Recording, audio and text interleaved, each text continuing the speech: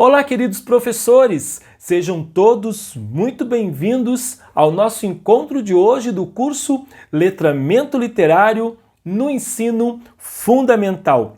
No primeiro encontro, nós falamos sobre a importância e os conceitos do letramento literário. No segundo encontro, falamos sobre os critérios para análise e seleção de obras a serem lidas ou contadas nos anos do ensino fundamental.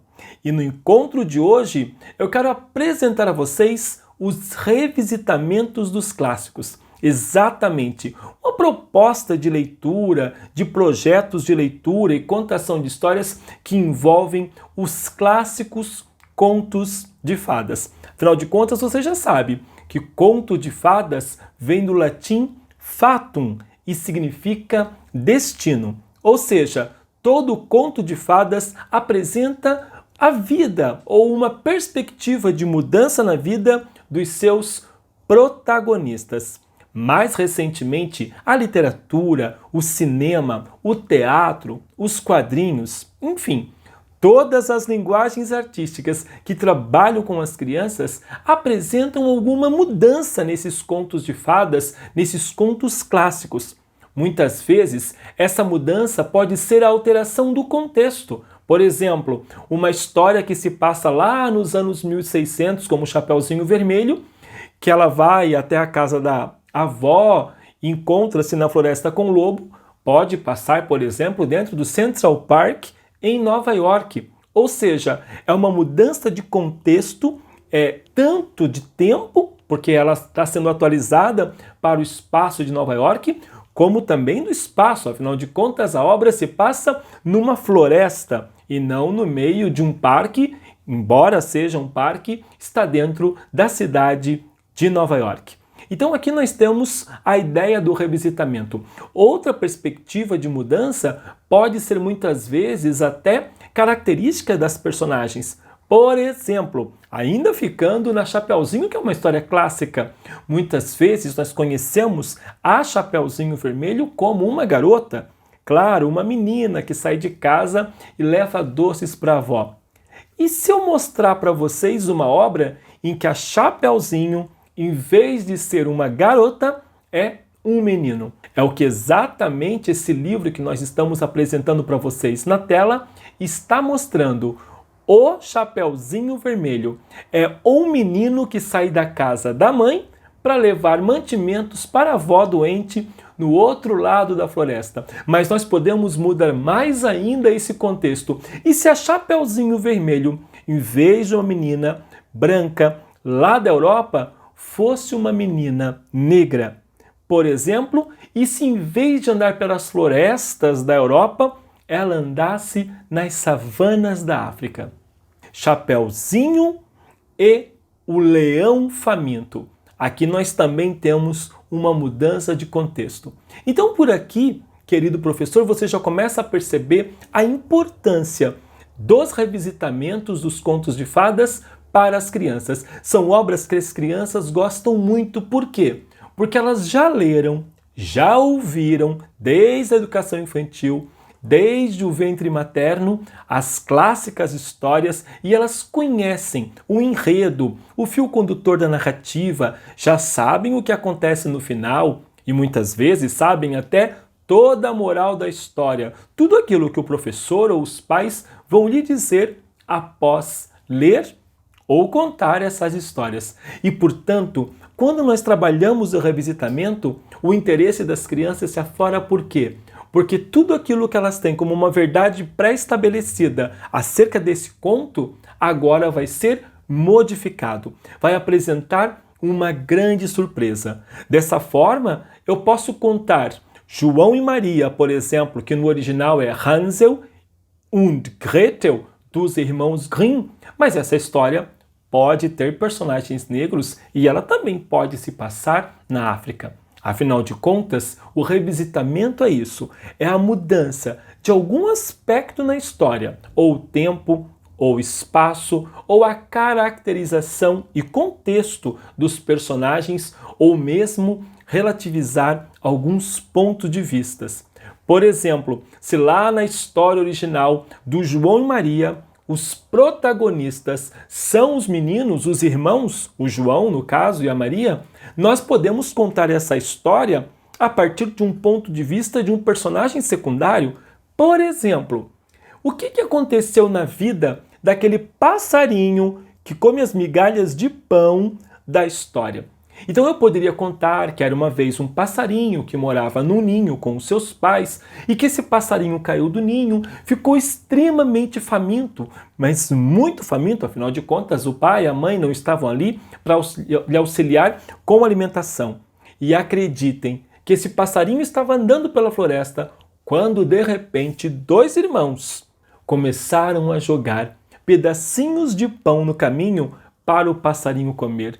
Que sorte a dele! E o passarinho comeu e comeu mais pedacinho de pão e eles não paravam de jogar pedacinhos de pão.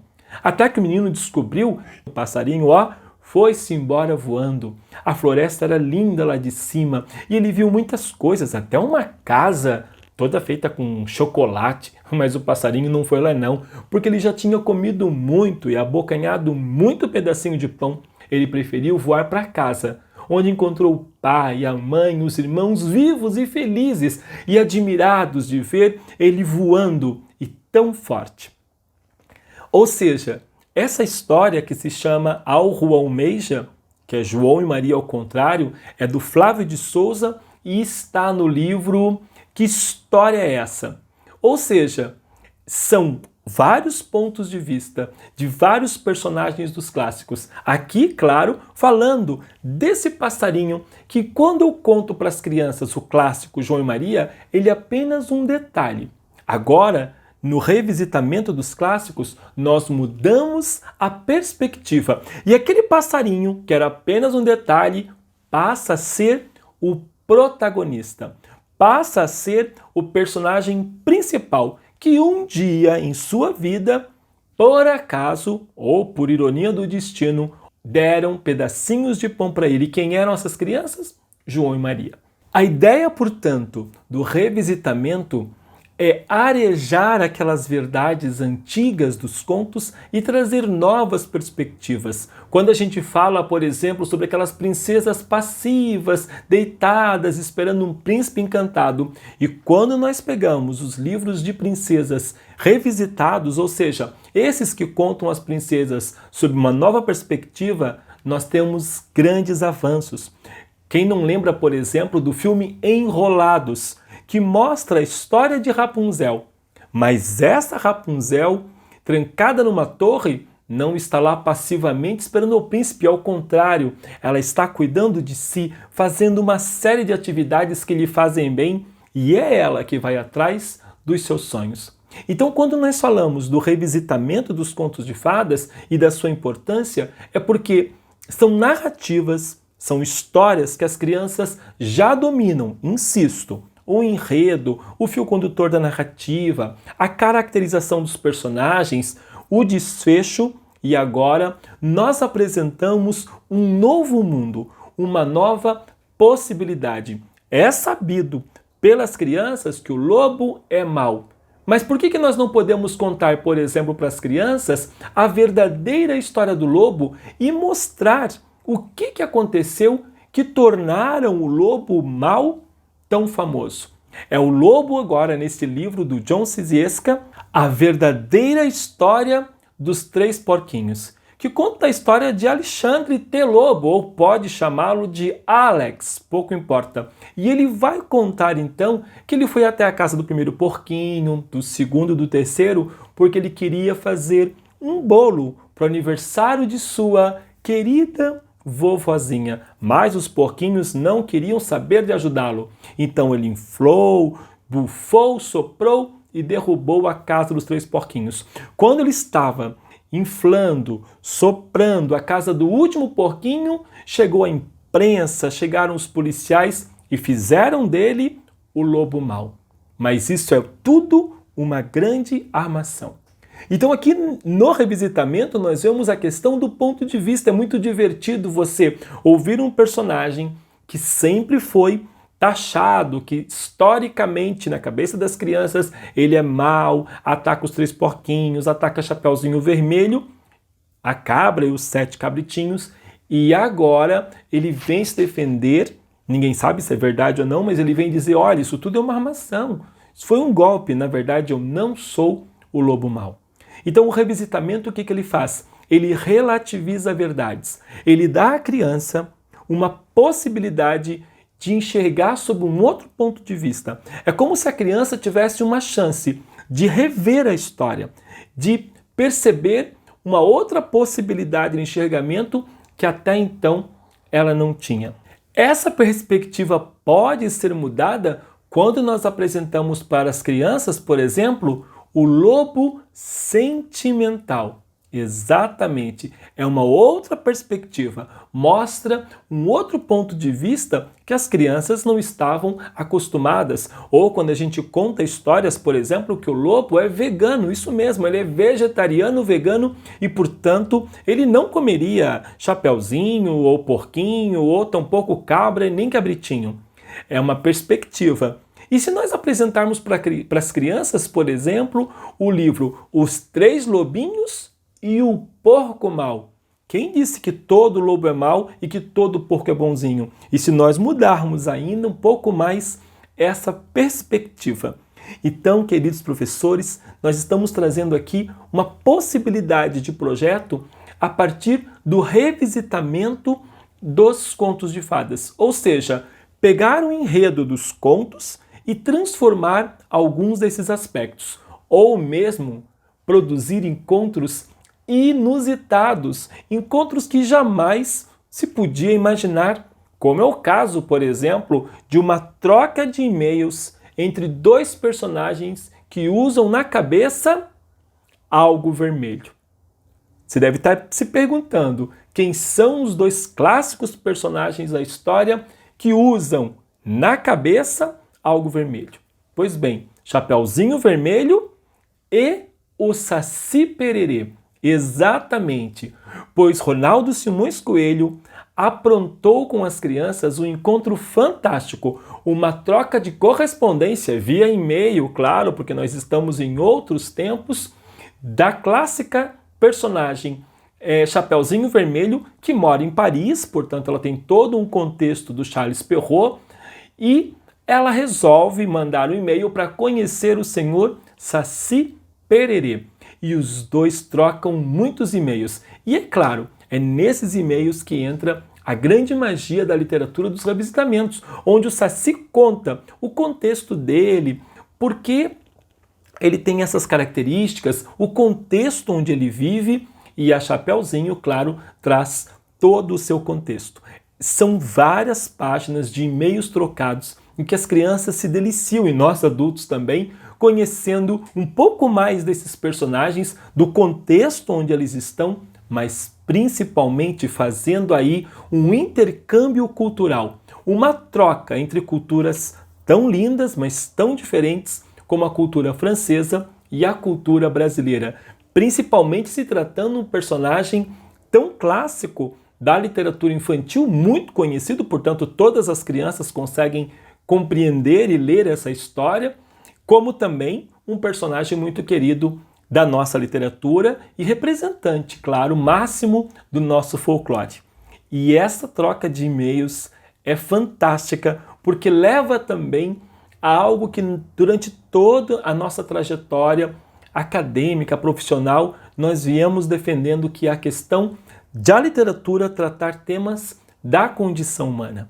Somos nós humanos e, portanto, quando a Chapéu e o Saci conversam, eles estão contando, estão expondo todas as suas características, tudo aquilo que eles acreditam, suas crenças, seus valores, suas limitações, seus sonhos, seus desejos, e a criança vai naturalmente entrando nesse universo fantástico da literatura, da condição humana, dos nossos sentimentos, das nossas emoções, que é o que nós buscamos, eu e vocês, quando nós levamos a grande arte da literatura para as crianças, sempre nessa perspectiva do letramento literário, ou seja, sempre buscando algo ligado à inserção da criança, né, ou da literatura na vida das nossas crianças. Interessante notar que dentro dos revisitamentos, esses encontros, esses agrupamentos